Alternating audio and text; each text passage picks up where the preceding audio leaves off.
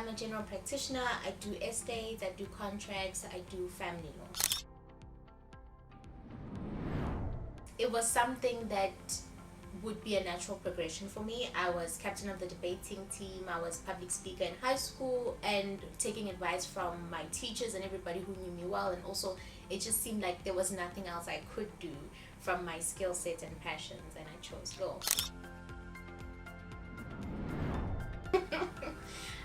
Actually, I wanted to be a singer when I was growing up. I wanted to be a musician, and I wanted to move to LA and pursue my dreams. But like when I started getting to the part where you actually need to have talent, I realized I have none, and that's how I moved.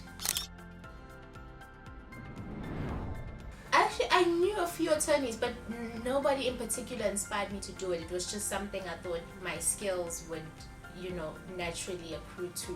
It would be something I'd be good at. And so obviously when you're choosing a career, you choose something that you know you'll be good at, something you'll excel at. In high school, I did economics, I did business studies, I did history, Afrikaans, maths, and English.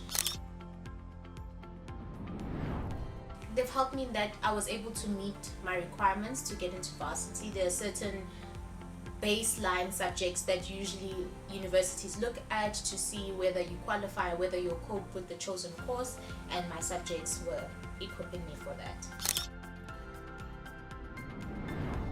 Yes, I did go to university. I studied at the University of the Witwatersrand.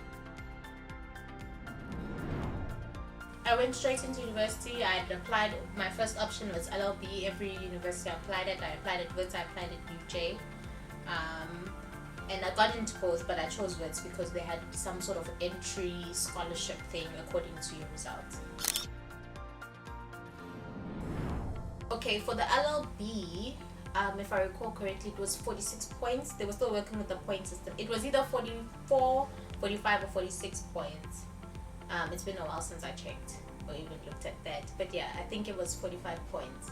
So they'd look at your subjects, how you passed, and depending on whether you got an A, B, or C, would be 5 points, 6 points, and if you calculate all your points together with your matric results, it would give you what points you qualify for and how you enter.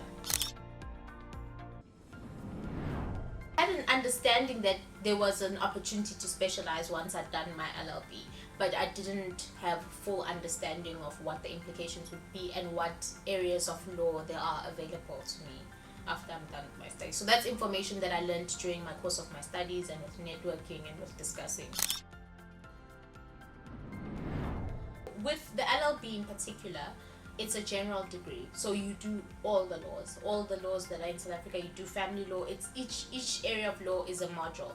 Once you've done with your general degree, which is the LLB, or if you've done a BA and an LLB, or a BCom and an LLB, you'll then graduate with your LLB. Following that, once you get to master's level, that's when you pick area of law which you specialize in. You can do intellectual property law, you can do in constitutional law, you can do in mining law, you can do in competition law. It's all dependent on what stood out to you during your studies. Any challenge, any new experience, any transition is difficult and feels like too much for you. I think overcoming it was understanding that after this I'll be better for it, I'll be qualified, I will have moved into the next phase of my career, and that's what made me overcome. You always have vision for your life, and thinking about the end goal is what pushes you through what you're facing currently. You're Bunini. Like, I failed. You failed. I repeated public international law twice. I repeated contract law. I repeated labor law. Of course, but I think that is the point of the varsity experience, because you will see that when you go through life, there's different kind of failures. That will resemble that failure at school. You will fail in your relationships, you will fail in your friendships, you will fail in the small goals or the businesses that you try to develop in your life. That was a crucial skill in varsity, and I think it's part of the experience. Failure is an important part of life. If you can avoid it, but you're going to meet it somewhere, and it makes you who you are. And of course, there were so many highlights. I mean, the friendships, the varsity experience, the being a student, it really is a crucial, it was a crucial point in my life, you know, like every other point in your life. Experience it, enjoy it, the challenges, the eating of the noodles, the having 2 rand in your pocket and having to go to lectures, you know, the chilling with your friends and meeting people from so many provinces, so many different backgrounds, so many people who have experienced different upbringings to you, and getting to know those people and merging your cultures is something that I will never forget for the rest of my life.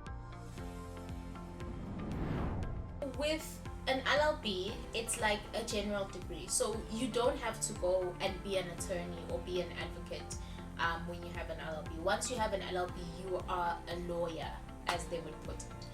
And once you become a lawyer, you can go into compliance in companies, you can go into management in banks, you can, because every entity needs some sort of legal mind within it to advise it on compliance and regulations and everything that's developing within the legal space. However, if you'd like to practice within a court or practice within the Republic, you need to either be an attorney or an advocate.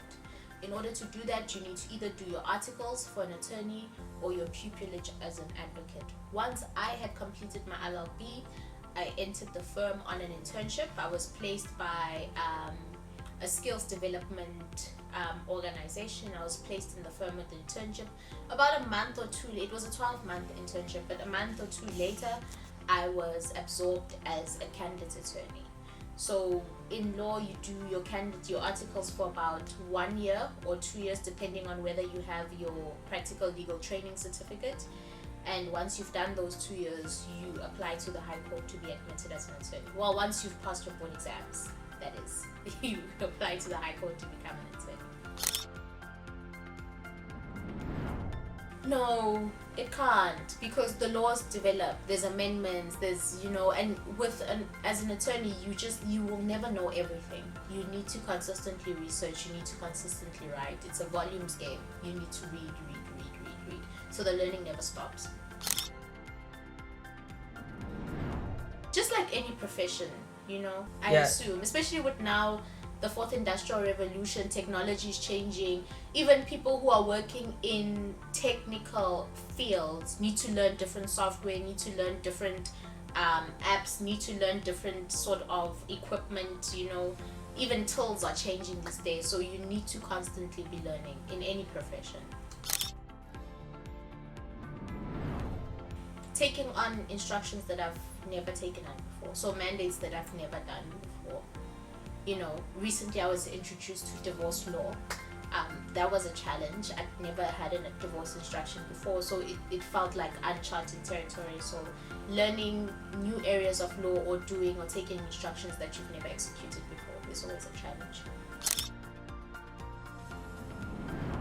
But I was actually lucky enough to have supportive parents who were open to me doing anything.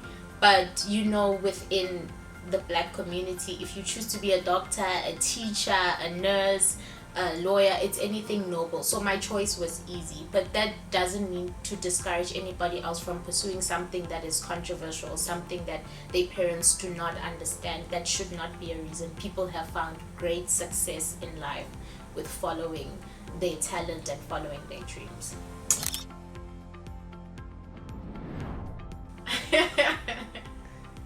Okay, do study. You know, even though it's not everybody who was getting A's in varsity that it becomes successful, it's not a precursor to success. It does help. Do make sure that you do everything in your power to make your journey easier, and high marks speak volumes to companies that want to hire you, to people in your CV. It will stay with you forever. So do work hard.